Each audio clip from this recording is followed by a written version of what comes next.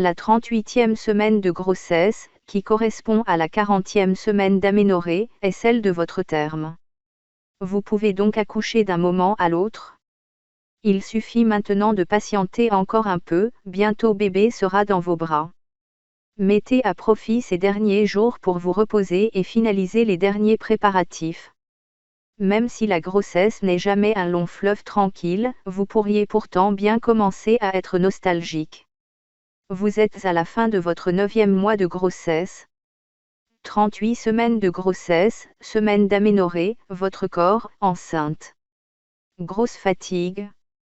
Fatigue intense, problème de sommeil, envie constante de faire pipi, douleurs pelviennes, la fin de grossesse est marquée par de nombreux petits maux. Mais rassurez-vous, vous n'en avez plus pour longtemps. Ménagez-vous le plus possible et accordez-vous tout le repos nécessaire. Contractions et perte des os. Outre les contractions rapprochées et intenses, l'autre signe qui doit vous inciter à partir sans tarder à la maternité, c'est la perte des os. Vous sentez, et voyez, que vous perdez une grande quantité de liquide, un bon verre, d'un seul coup. Pas de doute, vous avez perdu les os.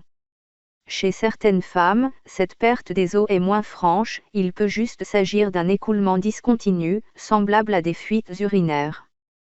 Dès que vous remarquez ce phénomène, rendez-vous à la maternité.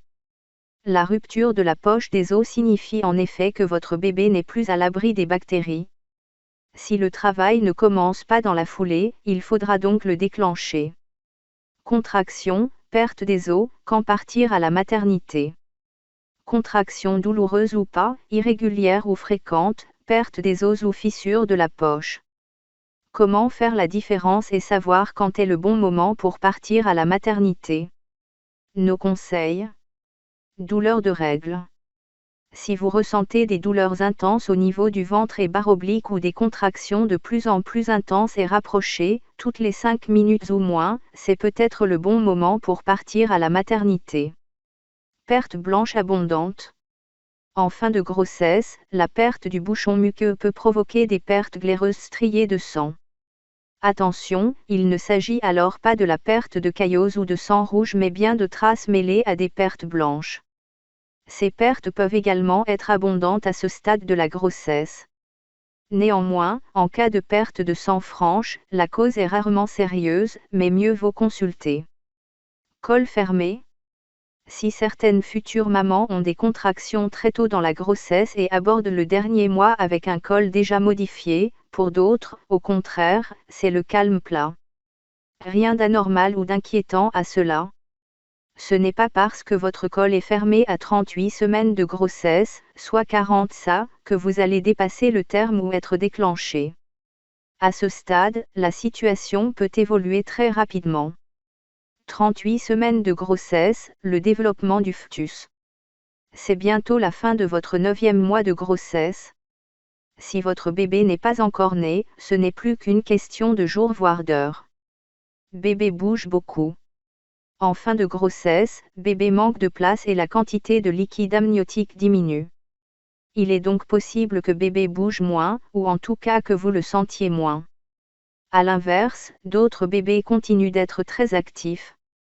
Rassurez-vous, cela n'augure en rien du tempérament de bébé une fois dehors. Position de bébé. En cette fin de 9e mois de grossesse, votre bébé est prêt à sortir d'un moment à l'autre. Il profite de ces derniers jours et de ces dernières heures pour se faire une beauté. Sa peau toute rose devient de plus en plus lisse et douce. Votre bébé prend aussi sa position de sortie, sa tête est maintenant bien positionnée, dans la partie la plus étroite de votre utérus. Quand le col de l'utérus se sera assoupli et ouvert, la descente et l'accouchement pourront commencer. Bébé est prêt. Après 9 mois passés à se développer, les organes de votre bébé sont maintenant opérationnels. Ils sont maintenant prêts à fonctionner vraiment, et se préparent aux nombreux changements qui vont suivre la naissance. Les poumons, par exemple, vont devoir fonctionner avec l'oxygène de l'air ambiant, et non plus avec du liquide amniotique. Cet oxygène vital pour votre bébé ne sera plus fourni par le sang du cordon ombilical, mais par l'air ambiant. Le système digestif de votre bébé lui aussi va devoir désormais digérer le lait afin de fournir de l'énergie à l'organisme.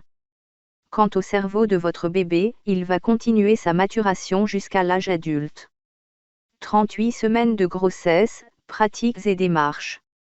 Bientôt le terme de votre grossesse et votre bébé n'est toujours pas arrivé? Rassurez-vous, c'est tout à fait normal. Cette semaine, vous devrez simplement faire un nouveau test d'urine, voire un monitoring dans certains cas, et faire preuve d'encore un peu de patience. Dernier examen de grossesse. Comme la semaine précédente, vous êtes invité à faire un test urinaire afin de contrôler la présence de protéines dans les urines. En fin de grossesse, vous serez aussi peut-être amené à réaliser un ou plusieurs monitorings, à quelques heures d'intervalle, pour vérifier que votre enfant va bien. En cas d'anomalie, l'équipe de la maternité pourra décider de déclencher l'accouchement. Prendre du bon temps. Vous commencez à tourner en rond. C'est tout à fait normal. À ce stade de la grossesse, tout devrait être prêt en prévision de l'accouchement et de votre séjour à la maternité.